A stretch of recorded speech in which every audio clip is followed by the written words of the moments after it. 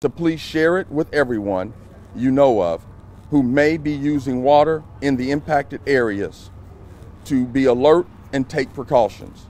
In the meantime, we are doing a broad set of water quality testing across the impacted area. We don't know yet what the tests will show, but we hope that it will all come back negative. If that's the case, we hope to lift the boil advisory by tomorrow morning. As a reminder, customers should bring water to a boil for 3 minutes, allow it to cool before using, and store cooled water in a clean container with a cover. Customers should use cooled boiled water or bottled water for drinking, brushing teeth, preparing and cooking food, making ice, preparing infant formula, and giving water to pets. For more information, please visit www.dcwater.com or contact DC Water customer service at 202-354-3600 or our 24-hour command center at 202-612-3400. I thank you, and I'll answer any questions you may have after Mr. Rodriguez. Thank you very much. And as David said, my name is Chris Rodriguez. I'm the director of the DC Homeland Security and Emergency Management Agency. I'd like to talk a little bit about what the district as a customer of DC Water is doing to coordinate our efforts and to ensure minimal impact to residents and businesses from DC Water's precautionary boil water advisory. Since early this morning, we have been in constant communication with the mayor, with her office, with a lot of the district departments and agencies, and we've taken several steps, again, to ensure that there's minimal impact to the district and its residents. Out of an abundance of caution, the district is taking the following steps. First, HCEMA, my organization, earlier this morning at 4:34 a.m., issued an Alert DC message advising over 100,000 residents who have signed up for those alerts of the DC Water Advisory. The Department of Parks and Recreation has also done the following in coordination with the DC Department of Health. They have closed spray parks for at least the remainder of the day and pools in the affected areas that DC Water has identified. We've also mobilized water stations, closed water fountains in recreation centers located in the affected areas. We have posted signage near showers instructing people not to drink the water. DC Public Schools and DPR, Department of Parks and Recreation, are providing boil order instructions and bottled water to summer schools and summer camp sites. The advisory notice has also been sent to our charter schools.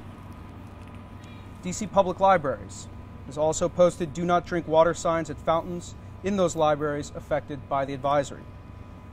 Going forward and over the course of the next 24 hours, we're going to continue to work with district agencies if additional support is needed, keep the mayor informed so any decisions that she might have to make, we'll make at that time. For now, I'll turn it back to DC Water for any questions. Thank you, Mr. Rodriguez. Sir, there's been a certain amount of criticism from some residents that they didn't get notified in a timely fashion. Do you feel like you did everything you could to get the word out as quickly as you could, or do you feel like you could have done better? No, I think that we did everything that we could. I will tell you that myself included and a number of our employees on our emergency team were up all night working on this and trying to figure out who was affected. We wanted to make sure that we contacted the right people, that we did not send an alarm to the people that were not affected. And so we did feel like, and we do feel like, that we did the right thing and we did everything that was possible and within our power. So yes, ma'am. Could you give us a time? Well, so in this building here, we have, and I'll also allow the technical people to chime in here as well. But we have valves that we open and close periodically, and depending on where we need to service and when we need to ramp up pressure and take water to. And There was maintenance going on. We're still investigating why the valve was open, but that did cause the drop in the pressure. We did see the drop occur, and we did begin to get phone calls, and then we corrected the problem immediately. And I'll allow Jason or Chuck to chime in on that if there's anything else to add. You got to step in the mic. I know it's intimidating. Could you tell us your name? My name is Charles Sweeney. So last night I got a phone call about low pressure in our second high zone. So I had people on site here. In talking over the phone, we did some troubleshooting. In that troubleshooting, I identified that a valve was incorrectly placed. I gave instructions for the valve to be closed, and I came in to assess the impact. So that's. So does that? Alarm or anything? It was like just somebody said, "Oh, we're noticing that in our home we don't have pressure." Well, we were getting calls at the same time, so these things happen simultaneously. So does that valve have to be manual? Could I ask you guys, when you ask a question, could you please identify yourselves as well, please? Cameron Thompson with DCW 50. Are the valves manual or automatic? And if manual, so is this a... Well, they're both. So you can operate them manually and you can operate them automatically. So we don't know, do you know at this time, was this a human error or was this... We don't know. We have to investigate, and I wouldn't want to speculate. I have a question for Dr. Nesbitt. Can I ask you, Dr. Nesbitt, to step up? I'm just worried about how you might be concerned. I woke up this morning, had coffee, filled it up, didn't see the alert until a little bit later.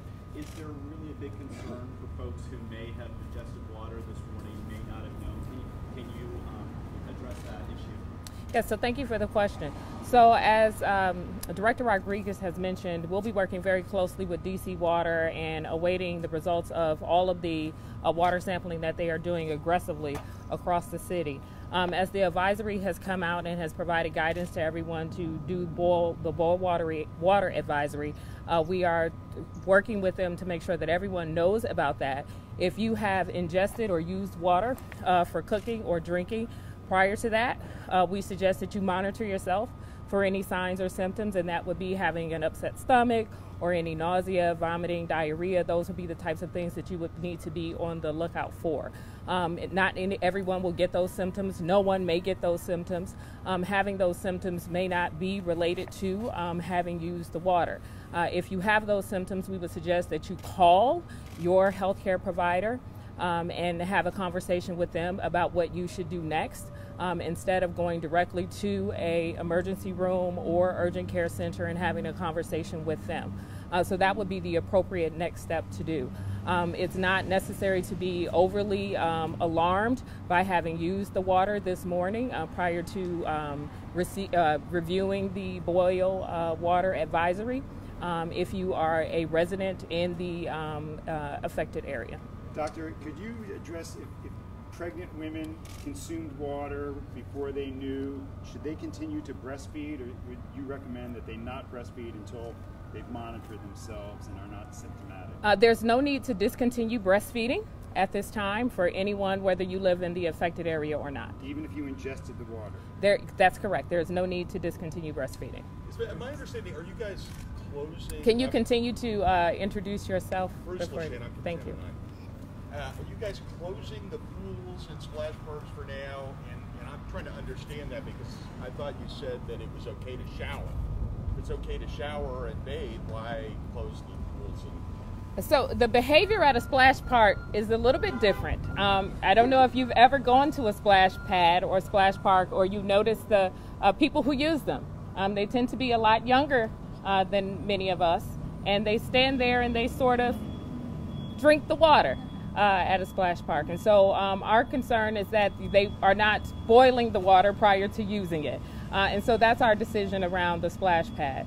And in terms of the pool, the science behind the pool is that we would prefer to have the pools do what we call super chlorinating the pools beyond the traditional levels of chlorine that are present in the pools, and aiming for a reopening of the pools tomorrow in the affected area. Dr. Dr. Nesbitt? Is it E. coli that you're worried about? What is it? Again, as DC Water has previously mentioned, we are not yet aware of anything being found in the water, and we are still working with them to understand what the water sampling test results would yield. Can somebody explain to us what is the risk of why is bacteria able to grow when the water pressure goes down? What is it that actually presents this risk to the public? I could explain, and I'll have them explain the water science behind it again.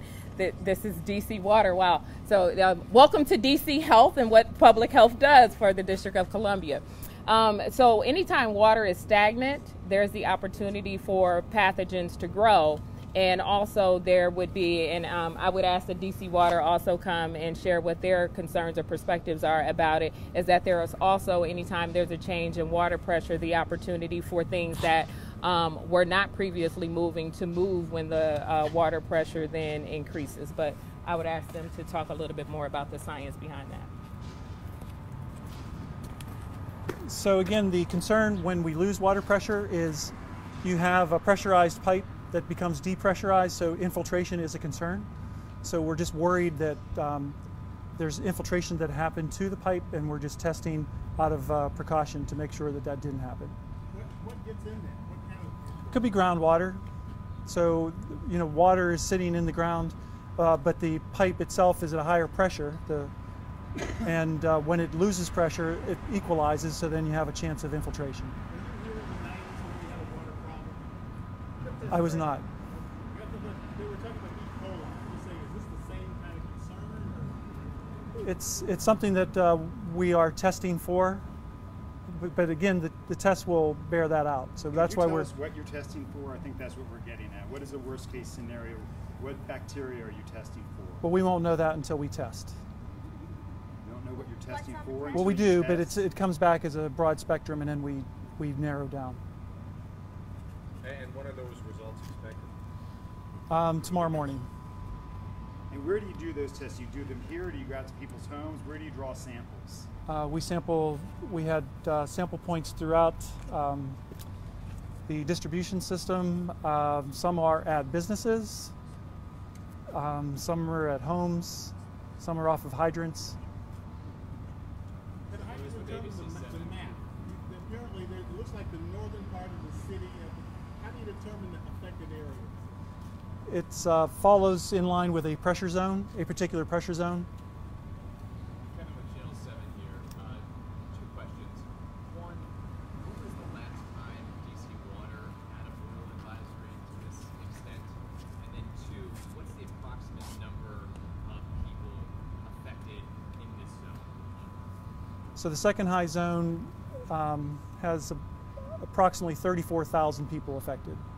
People or residents or premises. I should say premises. Right. So can somebody translate customers into actual numbers of people for us? Because we know there's a big difference between you guys like to go with that lower number. We'd like to go with the higher number. Well, we don't know what that higher number is you must because have some idea how that extrapolates. Come on. Well, we don't have a count of all the people that are living in the larger apartment buildings. So our service comes to a point of presence at those buildings. One customer could be Howard University. Yes. So one customer could be thousands of people. Well, I would say maybe hundreds. Do you know how many people work in the area? I do not. And following us to the other question, when was the last time there was a boil advisory to this extent? I don't remember a boil advisory to this extent. So the largest in memory. 2014. My understanding is it was 2014-15 was the last time we had a precautionary boil advisory of this magnitude. The other thing I do want to mention is that we do have up on our Twitter feed, on our website, a new map that is an interactive map where the customer can actually put in their address and pinpoint if they are affected or not. And also the footprint has gotten smaller as of today, so we've been able to identify as well and more so pinpoint those customers. So the footprint is smaller today, and we can also pinpoint where those exact customers are at and who is affected as well. Yes, ma'am. Let's talk about this advisory. I don't think people know 212 is boiling. I've got coffee systems saying, oh, we're double protected. We have filters. We heat our water to 204 degrees. Boil means what? So you should bring the water to where it's bubbling, and it should be bubbling for at least 3 minutes. So that would be satisfactory. And that's not 204 degrees. That's 212 degrees.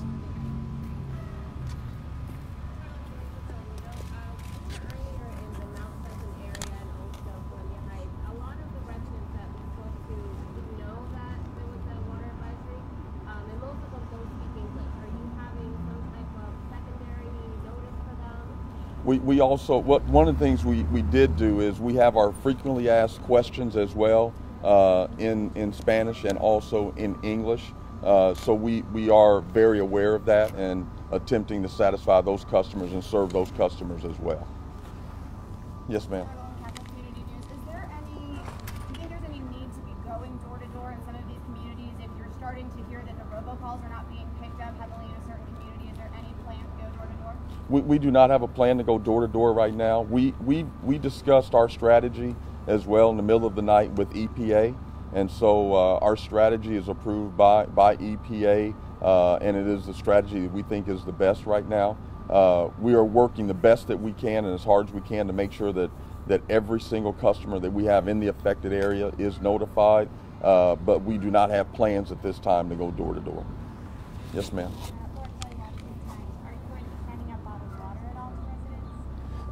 We don't have a plan at this time to hand out any bottled water at this point in time.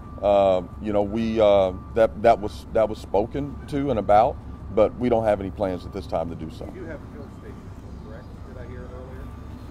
And portable filling stations. Water filling stations, fill stations. You just to clarify. So are they not filling water filling stations? Yeah. I'm sorry. So, yes, we have mobilized water stations, and we are distributing bottles of water. Where are you distributing water? So we can provide you with a comprehensive list of all the facilities where we're doing that. We can, so you could, so. The affected pools and splash parks just in the affected area? Yes. So It just, outside that. that's correct.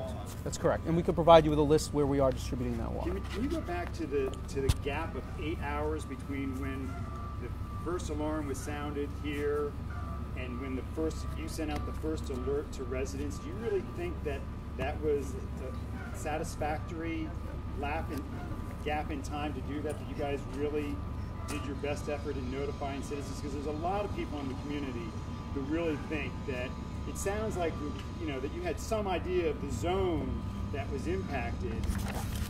So I just want to be clear on the timeline. Last night, DC government had received information that the Bryant Park water pump had begun to malfunction. Later that night, within, I think, you know, what DC Water had mentioned, about an hour later, it had become fully operational. The DC government did not receive the boil advisory alert until it was issued earlier this morning. Within minutes, we issued the Alert DC message to the over 100,000 residents who have signed up. And I will also say, one of the things that we count on for you guys to do and for the residents to do as well is to go to alertdc.dc.gov and sign up, because that is the way that we communicate these issues to the public and to our residents to ensure they have the most up-to-date information. So as soon as the boil advisory alert was issued, within minutes we issued the alert. And who's responsible? That's DC Water's function is to issue that alert. No, the Homeland Security Emergency Management Agency issues the alert. Makes that decision. Yes. So again, why did it take 8 hours to determine that a boil alert was necessary? I mean, again. Right. I think I'd have to turn to DC Water for that information. Yeah, I thought that I already answered that. We had to go through an entire process and get a clear understanding of what we were dealing with, and so it takes time and analyzing where we needed to pinpoint what valve was turned on or off and those sort of things. So it took some time for us to get there, and so but we took every precautionary measure that we could. So I want to thank you guys very much for coming out today. Please continue to look at our website and We'll also issue press releases, and as we get the test in, we'll disseminate those as well. Thank you very much and have a good day.